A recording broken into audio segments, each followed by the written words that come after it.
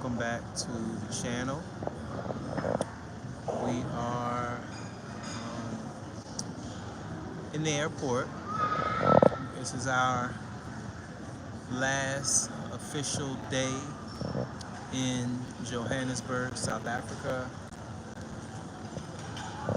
We have had a good time. We have been here since last Thursday, better yet, last Tuesday. We arrived last Tuesday, and we have had an action-packed, full week here in Johannesburg. I can say that I have truly enjoyed myself. For those of you who have been viewing, I mentioned before that I came here in March. This time I came back, but I came with my wife, so that way she can experience Johannesburg, South Africa herself. Since I left the first time, I've kind of been raving about South Africa and how much I was looking forward to getting back to the continent, getting back to South Africa, being able to experience more of the country, specifically more of the city of Johannesburg, since she had not had the opportunity to visit. And it has truly been a wonderful time here. My wife mentioned that in our first video when we were at the airport in Atlanta, I believe,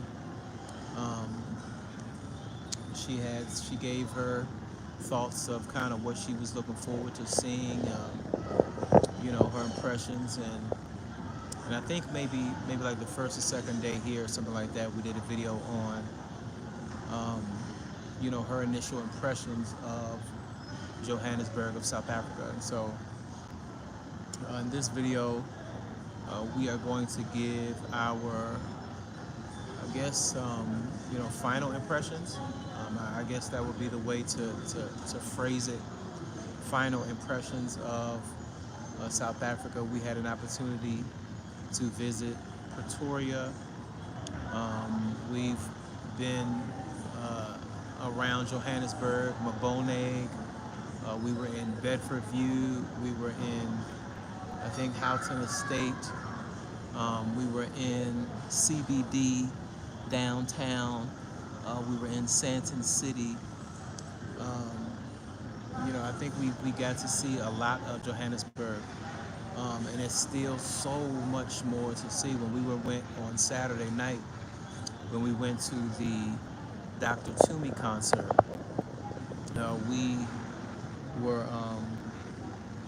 we got an opportunity to get out on Expressway on the highway and to see some, a little bit more of Joburg. As a matter of fact, when we were on the How train on the way to and from Pretoria, we got to see some of Centurion, which was mentioned to us. It was suggested that we check out Centurion. Of course, we didn't have time to check out Centurion, so but just being on the train and seeing, the area from the train, it looked like a beautiful area. And so we are, hoping to come back at another time. Yes, we had a great time in South Africa. I am sad, to be honest, because I don't want to go back. I don't want to leave South Africa. And hey, I don't want to go back to America. I mean, just real talk. I don't want to go back to America. I wish that we had the means to just stay. I wish my children, my family was here, so that we can just stay and not have to go back, because it is truly beautiful city. We had a wonderful, wonderful time. Um, yeah, so I'm sad that this trip is over. I don't know what I'm gonna do until I have another opportunity. Until I have an opportunity to come back. Um, yeah, but it's been a blessing. To be honest, I can't say that I have had any. There have been no regrets, no bad experiences.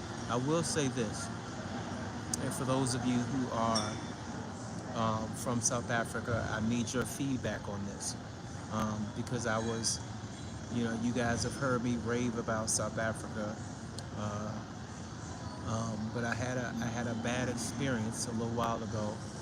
We are currently at the airport, and I went into several um, several stores here, African stores, and to look at purchasing um, some more items to take home, even though we have literally no room. I have no room in my backpack, um, and to put anything else in. We came with the last time what we did is we come with a suitcase with our regular things in it, and then I have a folded African bag suitcase. It's probably about it's a cloth suitcase, and so I bring that so that way I can bring some things back. But it is just, it's packed, and so of course that's checked in. But anyway, so I'm going through, checking out these different stores, and I go into this one store called Out of Africa here at the mall, and I'm walking around the store, and there are, the individuals that are working there, and then there are so I'm walking around the store and I'm looking at different things, and nobody says anything to me. And I don't think I don't see that as a big deal, but um, they're saying something to all of the white people there, and so that was very discouraging. And I'm not talking about, and this is not, just, um, I'm I walked by this one young lady, worker in the store, and she says nothing to me. She says nothing to me, but right when I passed, she said something to this white lady who was looking at some trinket or something, whatever, in the store. And that was very discouraging. Very discouraging, because it seemed to me as if, you know she cared, or they cared in the store, more about, the Europeans than about their own people. Um, I don't know if it's, assumed that, I may not, um, purchase something or whatever, or the Europeans are more likely to purchase. I don't know. Um, but I have heard this, I heard about this in other countries where it's like, as a matter of fact, I heard it here as well, where our people pay more attention, or they have more respect for the Europeans than they do their own. Um, we experienced it in Rwanda. Um, I don't know. I don't remember if it was in Ghana or not. Tanzania, but it was discouraging. It was discouraging, because these ain't your people. Excuse me, those aren't your people. Let me put it like that. Um, and so, for me, I'm just like, um, I'm going to put my people first. I'm gonna put my people first. I don't care, what the financial benefit is, or the financial downfall is. I'm going to put my people first. And so that was very discouraging, in this trip.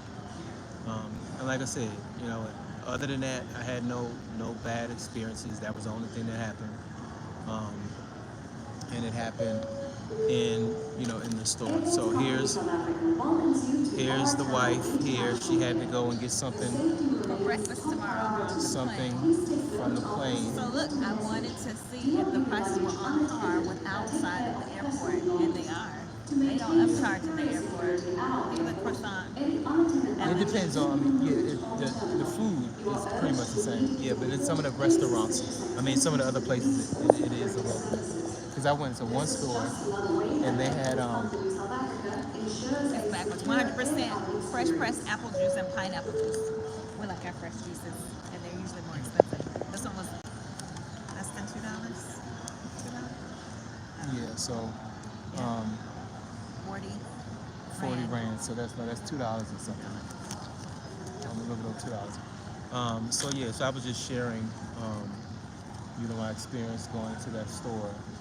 And I was saying that was my only bad experience since I've been here. So let's get to what everybody's waiting for.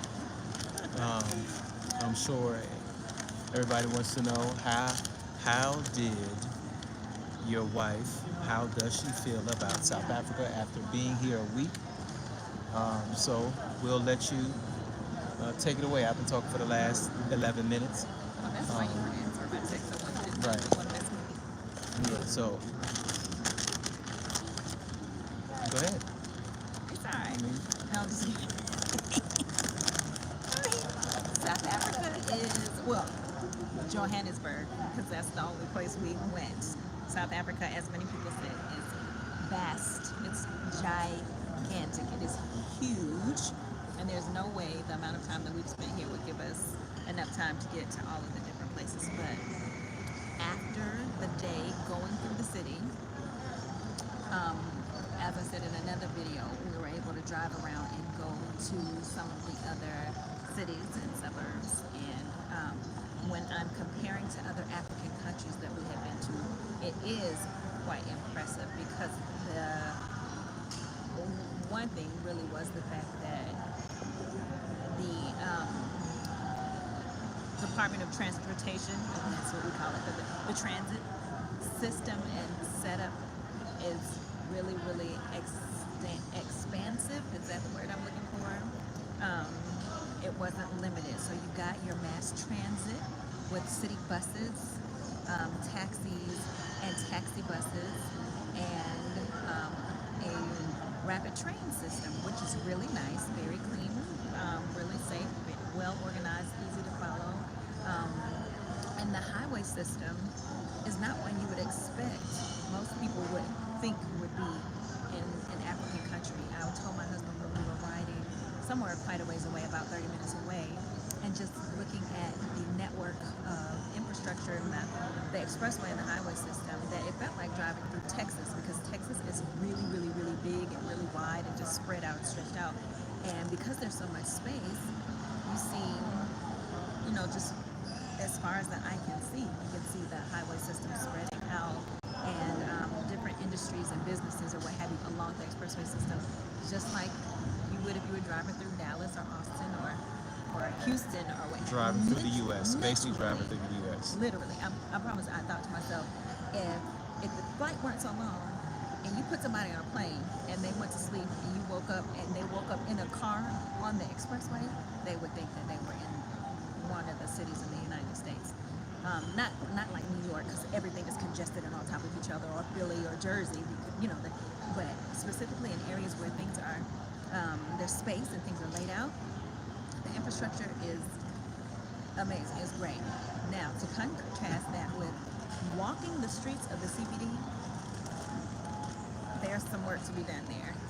There's trash on the sidewalks and on the corners, but I mean, it's heavily populated. There's a lot going on down there. There's lots of businesses, and I asked, do they have a day where they pick up the trash that's put in the corner? So there's some pretty dirty, dingy, dusty roads down there that are paved, and so we drove mostly through town on the sightseeing on a bus, except for Halton and some other places. So when we did our first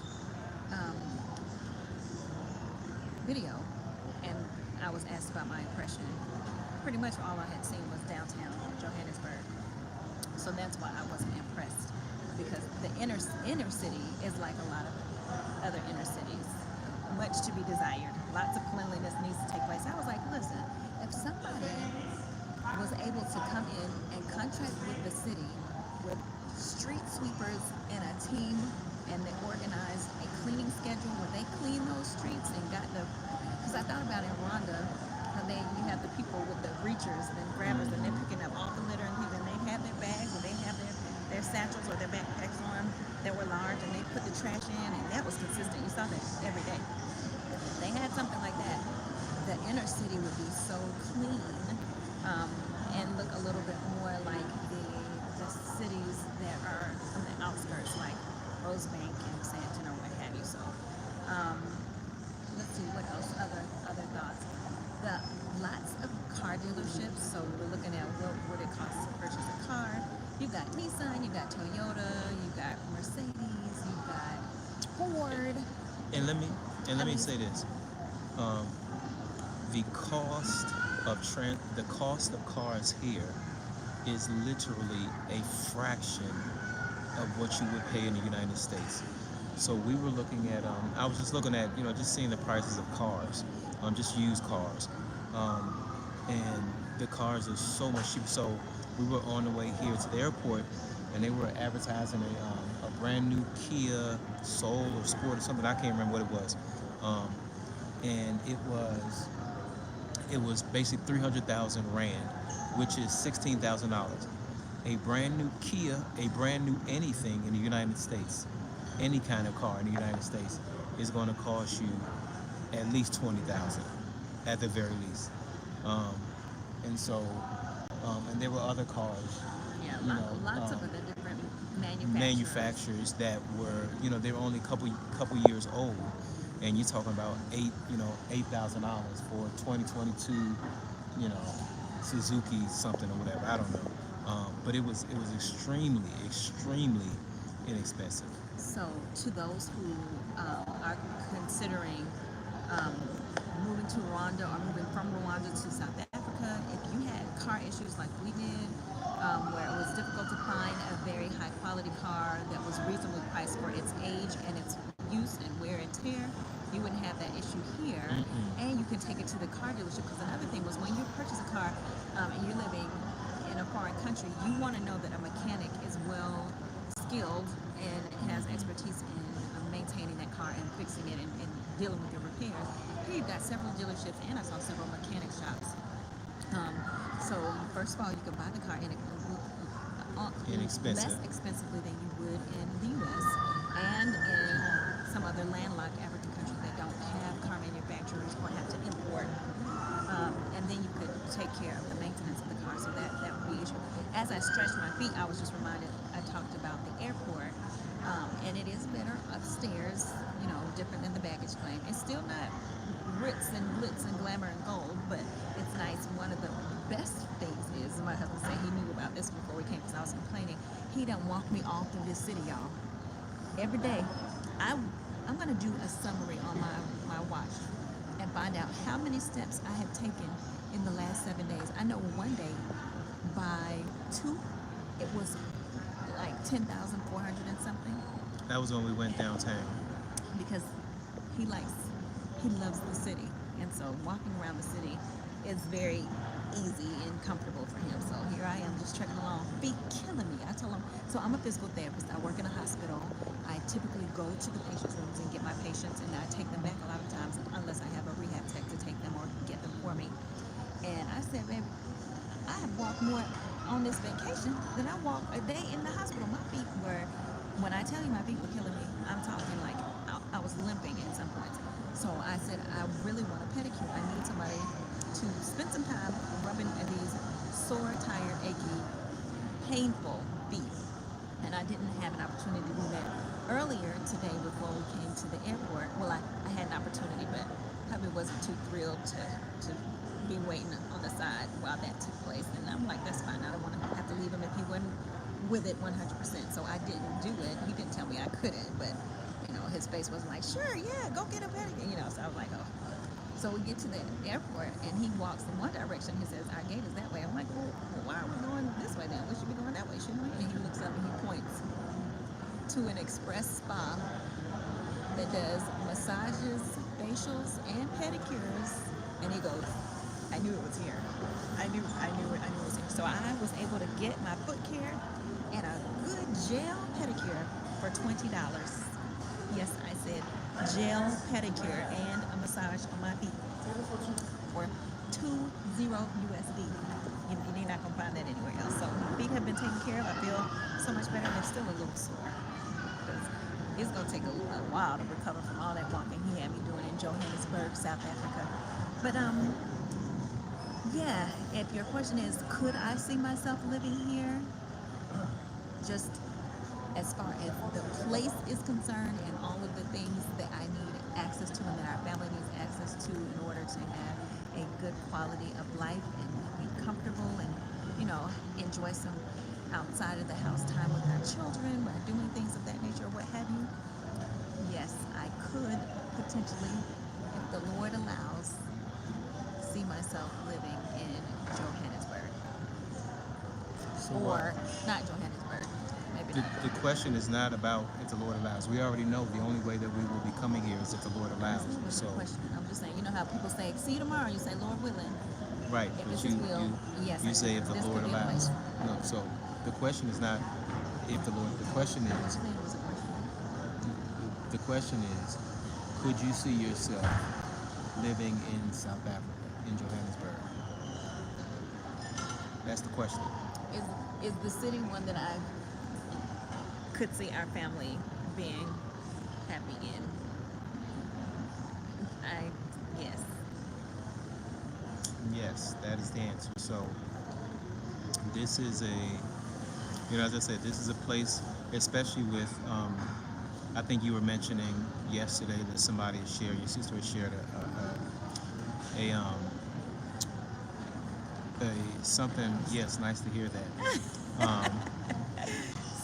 See, you guys were all so hard on me because I had not been impressed yet with just the 2.5 days worth of CBD that I had seen. So this is the thing, everybody. Um, we had um, it was a rough experience in Rwanda. It was a rough experience in Rwanda, and it had nothing to do necessarily with the people or the country or anything like that. It was just that I just really believe that the Lord was taking us through a ringer. He was allowing us to go through some stuff, and because of what we experienced there, um, coming back to the continent and living is something that you know my wife and children are a little hesitant about because of the experience they had. Um, and so I kind of understand that, but I also understand, my wife and I have talked about this many times that I truly believe that the Lord allowed us to go through all of that for a reason. You know, it wasn't that we had done anything wrong or that we're not walking in His will or anything like that, but God allows sometimes. You got to go through some stuff, and it's not always going to be um, perfect. The trials that you go through, just because you are experiencing hardship and pain, doesn't necessarily mean that you're not walking in God's will. And so I believe without a shadow of a doubt that we were walking in His will. And so, but yet we were in a situation where, things were just, happy wife, happy. That's right. Let's put that in an African language and put that proverb up on a wall somewhere. But yeah, so I understand that she's family's a little hesitant, but I also know that God does not want us. I know that for a shadow of a doubt, without a shadow of a doubt. God doesn't want us in Africa. Excuse me, in America. Um, what's interesting is that my wife shared with me that I guess yesterday or this morning or something that someone shared with her that I think the family would love a couple of small chill out there and what have you guys. I'm Don't happy. want too chilled. Yeah, I He can't said, do too chilled. I mean, I need some. I mean, listen. well, maybe to live and then have access to these labs. I And I mean, want to give my perspective on something you just said. But so you finish. let me say this. I am totally happy with Johannesburg. I don't mind going and next time visiting other places, but Johannesburg to me has everything.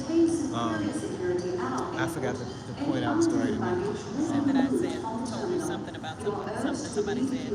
Oh yeah, about there are so like a 1,500% People increase searching. of people searching, Black Americans searching to move abroad. But go ahead, you go ahead and say something. So, as far as the experience we had in Rwanda, I want to say that there are some things that we could have chosen to do differently that would have made a different outcome for us there. I don't want to over hyper spiritualize everything because I think that there are some things that could have been um, strategized a little bit differently. And that hindsight is 2020, so you learn. I think that, like my husband said, there is some apprehension moving again. Period. Permanently relocating our entire family and our entire lives because it's not just a long vacation. It's not just a matter of packing up things, quitting a job and taking a job somewhere else and then getting a house and buying a car and getting groceries and going to school. There's life insurance, health, there are all the other things that go along with it and bank accounts and what do you do with the ones that you have in the US. And I want us to do another video on that, like how to navigate a transition again and why should people even consider that? But so my husband does. He feels a particular way about it being a ordained path. However, I believe that there are some consequences that we suffered that we would not have had to suffer if we had put a little bit more time in some decisions, had a little bit more money set aside. Um, I've said those things before. So, you know, part of the reason why I want us to do another video on making such large transition is to help. Specifically, I was thinking about how to navigate such a huge decision as a married couple when you feel two different ways about the decision. And I think that's something we should spend some time on. And I'm sure that there are a lot of people, and we've talked to many people who say, I want to move, but my wife doesn't. Or I want to go, but my husband's not ready yet. Or I really want us to move to this other country, what have you, but my husband's not ready to retirement. So I think there's some things to be shared, some lessons to be learned from our past experience, and then as we pray about moving forward for this next one. But I just had to put my 2 cents in there. Some of the things that he thinks happened for a certain reason, I don't think those reasons are the same. And that's okay. We still love each other at the end of the day, and we still support each other. We want the best for each other. We want the best for our family. And so right now, this is where we are, trying to navigate those waters. I've talked about how I feel like I've got my feet on both pieces of land. Home is where your heart is, and my heart is where my entire family is happy. And so, of course, the nucleus of my family is my husband and our 3 children, and then those extensions. My heart is also in wanting to protect my peace and being out of the U.S. as often as possible and being financially sustained and being able to do that is also where my heart is too. So where he's fully resolved and settled on, we got to get out, and God is calling us out. He wants us moving away. I feel like maybe we can be away a lot for long periods of time. And That's not I'm possible. just telling you where I am because they heard me. Yeah, I I'm know. just saying, being bi-continental or bi-coastal or what have you, for me would be okay because, there's still some pieces of my life that are very settled there. So anyway, we got to get ready to board. We'll continue this conversation with you guys later. If you haven't, please like and subscribe. If you want to say something else, and I'm going to sign out and say bye. Nice to see you guys again. The last thing is this. Being bicontinental means you have to have your residence in one country. Residence being in Africa, on the continent, okay, and then being able to financially have Keep it going, babe. I'm just reading. yes. So being bicontinental, I agree. When we talked about that, wanting to be able to have the finances to be able to, come back and forth when we want to America, but we actually live in but we actually live in Johannesburg, South Africa. Like I could say I can retire here, but I'm not ready to retire yet. Right, she's not ready to retire yet. She's right, but we moving. I'm not saying we moving next month, next year, you know, but we moving. We moving. Thank you all so much for watching and viewing. We'll hope you check us out in the next video. Like, subscribe, share, do all the other good stuff. And we are getting in line, getting ready. So this is the airport, you guys. It's nice. This is a little part of it, you know, in our gate. But it's a nice airport. And we'll check you out in the next video.